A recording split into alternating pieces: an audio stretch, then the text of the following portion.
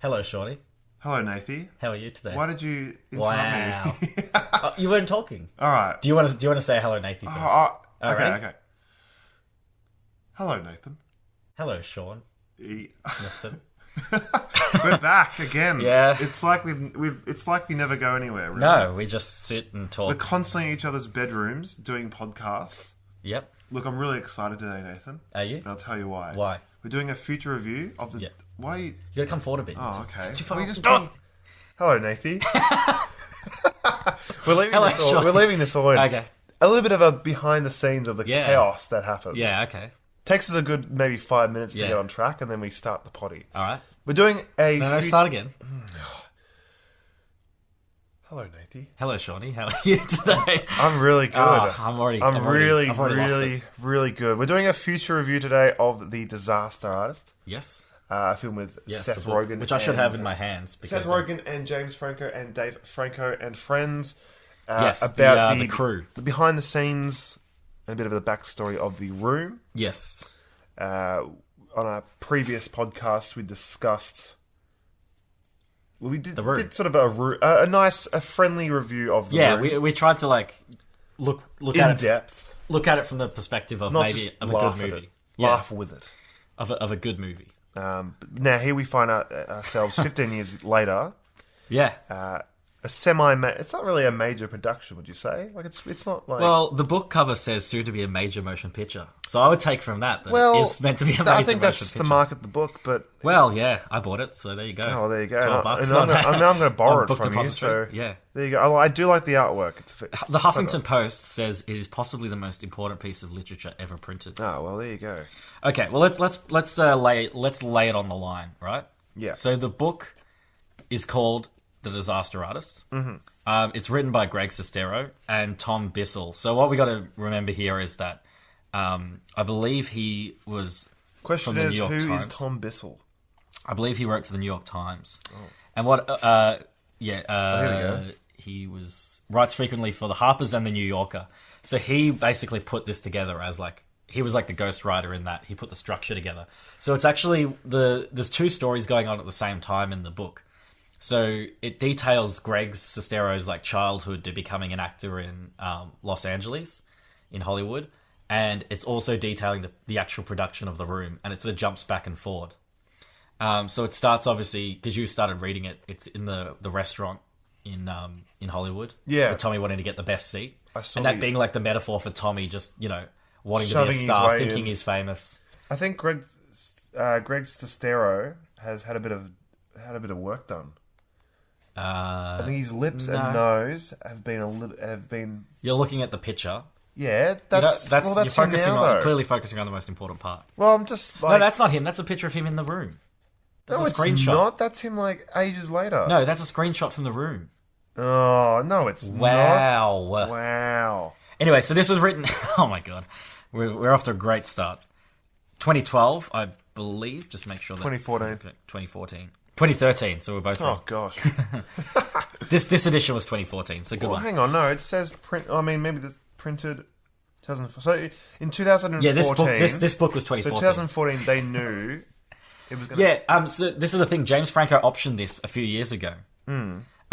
Yeah, so even James Franco reviewed it when the book came out, and then he optioned it to make it into a film. Yeah. Because he knew, Tommy Wiseau said, if they ever make a biopic about me, only two actors can play me. Really? Johnny Depp or James Franco. Oh wow. So James Franco said, all right, well, I think, because that's quoted in the book, so James Franco saw that and thought, well, I'm going to play him. That's amazing. Yeah. I couldn't see. I'm kind of glad it's not Johnny Depp. Yeah, he's gone off the rails. At the moment, well, yeah, Off the deep end. his last movies have been a bit. How good was Mordecai? No one saw it. It was his biggest flop yet. Mordecai? Mordecai. Oh. It's No, like it's like a Pink Panther-esque detective guy, sort of British. Yeah, it was a big flop. Anyway, we're talking about Lone Ranger. talking about film? we could go on about Johnny Depp's failures. We'll do have that a podcast soon. about The rise and fall of Johnny Depp. Johnny Yeah. Depp's downfall. All right, so there was Disaster Artist. So basically, as I just said, it's two stories going on at the same time. So it's Greg. So Greg's the main character, played by Dave. Who will be played by Dave Franco. And what I kind of want to see is how James Franco, because he's directing it as well, how he weaves the two narratives of Greg's moving out, because that's the kind of stuff people don't really care about. And then the production of The Room, I think they're really going to heavily focus on that part, because that's the part everyone... Well, that's where the laughs come in. And that's where the trailer is, where Tommy can't say the lines as Johnny, and then James Franco now playing Tommy. Too many layers here. And then so Dave Franco is playing Greg Sestero. So amazing. So and it actually looked quite similar as well. So they got the casting right. It wasn't just James like hiring his brother for the sake of it. Yeah. Well, they've already got that brother. Yeah. Brotherly. Yeah. I don't have a brother, so I don't know how to say it. Brotherly. Wow. Connection there already. Yeah. So there's the chemistry. So it's going to be amazing. Yeah, because we'll get into that. The main interaction will be James Franco and Dave Franco as the two. And then the other character is Alison Brie, who is from Community or BoJack Horseman, or currently series Glow as Amber, which is Greg's girlfriend. Mm-hmm. So she's it's kind of weird because she seems to be one of the main characters, but she's only briefly in the book because she kind of breaks up with him because when he starts getting involved with Tommy and she thinks he's a weirdo. And yeah, so I don't know if she's going to have a bigger role than in the book. Then Seth Rogen plays Sandy Sklar. That'll be great. Who's one of the crew. And Josh Hutcherson plays Philip Holderman, which was one of the crew as well. Zac Efron is Dan Janjigian, who, as we mentioned last pod, was Chris R., the drug dealer guy. Oh, wow. He's being played by Zac Efron. Yeah, Christopher Mintz-Plasse is in it, who you may know as McLovin. Oh, really? Yeah, he's in it. He plays, I think his name's Sam, so I don't know who that is. He's just some random character. There's so many actors in this film. Sharon Stone is Iris Burton, who was Greg's agent. And she was... The Burton agency was, huge in LA. I don't even know if it's still around, but they were, huge. Yeah. And there's actually a little story he told. He was kind of sneaky how he got, some auditions, because he sent out his headshots with their logo on it. And he got himself auditions. And she got annoyed because he sent it to, more amateur productions. And she was like, I don't send my actors to these things. And he sort of did a bit of the dodgy, because he was really desperate. And this is what I hope they get. Beautiful. They get out of the film is, what... You'd think, why would Greg... He's, early 20s, sort of, Hollywood hunk kind of archetype. And Tommy, the weird, creepy alien guy. How could these two bond and create such a friendship? That's what we need to find out. That's what the heart of the actual... The book is more about them bonding. Yeah. But they both had the similar dream of wanting to be, famous actors. Mm. And now they've sort of got their dream. Well, it says in the book that Tommy did so much for him. Got him to LA. Yeah, he said without Tommy, because he lived in... He basically... I don't know if it was rent-free or was, super cheap. And he got to live in Tommy's apartment, on Crescent Heights Boulevard or... Crescent Heights. We'll have a look at it. Road. We went down it. Chris and I went down it when we were in LA. It's right in the middle of Hollywood, perfect location. Jeez. It would be $1,000. Yeah. It would be $2,000 a month or something. $500 a week. He wouldn't have been able to afford it and live there. Yeah. Without Tommy. Yeah, and that's what I hope they capture is that relationship between those two, and not just again not shitting on The Room, because people have done that. Yeah. It's not that. That's not interesting. I think it'll be more backstory than actual. Yeah. And then the production, because the production was a mess. Tommy would sleep in. He would drink Red Bulls all the time. He was just addicted to them. He would sleep into midday. All the crew and cast were on set. As we said before, the set was mostly on the parking lot of the place he bought the equipment. Because he bought so much, over $1 million worth, that they just let him film there because he basically kept them going. He funded them. I mean, that's a year's profit right there. I mean, that's done. But that's another, it's just too good to be true. It's just so incredible. He spent... that. There's so much mystery around this film. Yeah, there's just a mystery to Tommy. It's incredible. No one knows sort of his history. They talk about his history in the book, where he came from some, Eastern European country, fled to go to America. Or he went to France, and then he picked up a bit of a Parisian accent, and then he went to America... And he bummed around. He went to I can't remember what state. But where does the money... Did he borrow from the bank? Well, they don't know. Apparently, one thing that's apparently verified, and Tommy said that he did, was he sold little birds, flying bird things to tourists on the piers in San Francisco. And then he used those to invest. He bought some real estate. Did he sell? I don't know. Well, he's got... Well, the thing is, he's got a lot of charisma. You'd probably buy something from him if you saw a weird guy... And we went to San Francisco. Well, the piers around there, tourist traps, they're packed full of tourists, and people would buy all that shonky crap. But apparently, the money came from real estate. Maybe that that's he where he comes ended up buying a skyscraper, or he ended up buying a building, and that's where his money has come Maybe from. that's where Jeep, Jeep, Jeep, Jeep, Jeep comes into. There we go. That's a selling technique that he used. Yeah. So the other thing is, so the book itself is actually really well written. Like, it's a great, just on its own as a book. Well, I can't wait to It's borrow it. readable, yeah. But woven between it is, each chapter starts with quotes from either Sunset Boulevard or The Talented Mr. Ripley, which are both films about like the central characters kind of losing their mind a little bit. And Sunset Boulevard itself is about like Hollywood and the Hollywood process. Yeah. So he was Greg was very aware of what was happening. He was like very self-aware while they were filming. He knew it was like going to be a disaster of a film.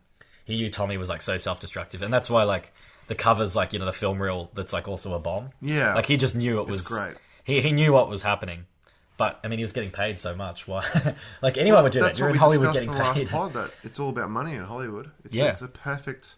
And they're living off it for the rest of their lives. They still tour with it. You know. There you go. The perfect crime, I'd say. Yeah. What I'm excited to see as well is a lot of the cameos. So you'll probably know most of these people. Bryan Cranston's in it as Bryan Cranston. And it's from his Malcolm in the Middle days, because that's when they were filming Malcolm in the Middle. So I don't know if they go to a studio or something. I reckon like Dave Franco might bump into him or something. Maybe. Zach Braff. I think he's in it as Zach Braff. J.J. Abrams is in it as J.J. Abrams. Oh my god. Kate Upton, the model. As Kate Upton? Well, her character's not even listed, so who the hell knows? The HDTGM, so the How Did This Get Made podcast, which is like my favourite podcast, and one that... Are they in it? That inspired me to make a podcast about movies. All the actors... So Paul Scheer, my gosh. Jason Mantzoukas, who's also in The House with Will Ferrell at the moment, and June Diane Raphael, who's also in Grace and Frankie, the Netflix show, which we're going to do a pod on Netflix shows. But Unbelievable. Yeah, so because they talk about bad movies, and they've been doing theirs since 2011, and they've been in heaps of things, comedy, like TV shows, films, web series and stuff. So Paul Scheer is actually one of the crew as well, and June Diane Raphael plays the girlfriend of what's his name, the guy who gets the blowjob. Oh wow. Mike. She plays Michelle. Okay. The boyfriend of Mike. And then Sounds like the perfect movie for you. Then yeah, I know, it's like such a nerd. I'm nerding out on this. This is what I'm so excited for. gosh. I'll just finish off the Adam Scott, who was remember the brother in Step Brothers. Yep. Who's also been in Parks and Rec. Judd Apatow, apparently as Judd Apatow, I think. Lizzie Kaplan, who is Janice Ian in Mean Girls. Even the production. And Kristen Bell, who was Veronica Mars. And she was also Sarah Marshall. Wasn't she in Stealth? That movie Probably, about that jet? something like that, yeah. It was a bad film. Oh, no, you're thinking of Jessica Biel. Oh, yeah. She's not in there. Sorry, Jessica. Anyway. So, yeah, it's just going to be like a massive... If you're a film buff, like if you're a film nerd and you like comedy and the James Franco crew, it's definitely one to watch. I don't see any mention of Jonah Hill, so I'm not sure why he's not in it. Oh, he'll have a cameo somewhere. Probably. He'll be man on the couch or something. Yeah. He might be the psychologist. Man at party. The psychologist. Or like Sigourney Weaver or something will have like a cameo. So I reckon... Even the production of this sounds insane. Yeah, And this is the thing that recently James Franco's... He's gone out of the spotlight in that he's not really in... I think the latest big film he was in was The Interview. And that got so much publicity because of the North Korea thing and the hacking. Yeah. But before that, he was in Spider-Man, you know, but he's kind of taken the break from the big blockbusters. And he now just does a lot of indie films. He's done I think he does 20 films a year now. Palo Alto. That was his book, and then he made it into a film, yeah. But he's adapted a lot of Faulkner, like The Sound and the Fury. He's just doing a lot of like smaller films, and I think this is going to be one of those. So I think its box office isn't going to be that big. It's going to be really for film nerds. Because didn't it say it's only playing in select cinemas? So but it'll be a really high class. It'll be funny. It'll be a great film. It'll get good reviews, I reckon. Yeah, I reckon it'll probably get like 95. I think it'll just make over its budget. It's probably not going to make money, but I reckon it'll be like 95% of Rotten Tomatoes for the film buffs, because that trailer is insane. Tommy not being able to get that line. It's scary how, and when he does, I did not hit her. I did not. Oh hi, Mark. Oh hi, Mark. Yeah. I mean, even that, like, that's how much power the room has. Everyone can do that accent. Everyone can, it's like the Beatles, but bad. Well, it's like the Beatles of bad movies. The Beatles of bad movies. Yeah, like the Beatles, but turned into a movie. But A Hard Day. they made movies. It's like A Hard Day's Night, but a bad film. Like Magical Mystery Tour. There you go. Yellow Submarine. They are... I had one last thing to say. That Beatles now. I think what it is, you know what? Like, I think with this, especially with The Disaster Artist, it's going to be about that friend. It's really going to be a film about friendship. But I think it's about the thing that, like, everyone knows that person who is like, they're trying to be famous desperately, but they just don't quite have what it takes. Yeah. You know, like, as they was making this, no one took him seriously that this was ever going to be anything. But now it's become such a cult hit, like, out of nowhere. There you go. That's kind of the fascination for it. This guy, like, no one really knows his history. It's only just speculated in the book right at the end, like a quick summary of like his journey to where he got to Hollywood. But other than that, like, no one just has no idea. It's a film about life, I think. Okay, and I think that it's the ultimate presentation on being with your friends. Yeah. Working hard. Yeah. Never giving up. Yeah. And following your dreams. And I think that it's going to be the greatest film of 2017. Oh, better than Star Wars. Star Wars, I think, will be good, you know, but it's Star Wars, and it's, you know, people know it's going to be a high-class budget. This is coming from the ashes, just like the original The Room. Yep. My prediction, IMDb, 8.4. Rotten Tomatoes, 92. Oh, okay.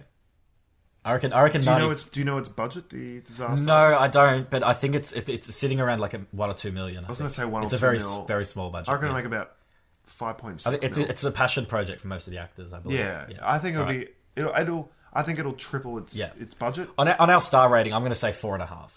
I reckon 4.5. I might even say 5 if it's a top. I'll say 4.5 for now. But 4.5. Once it does come out, I think in November, December, November. It's later on. Yeah. We'll obviously do a pod. Oh yeah, follow up about it and see who was right. Yeah, we'll see. Why are you hurrying me along? This is like Tommy and Mark all over again.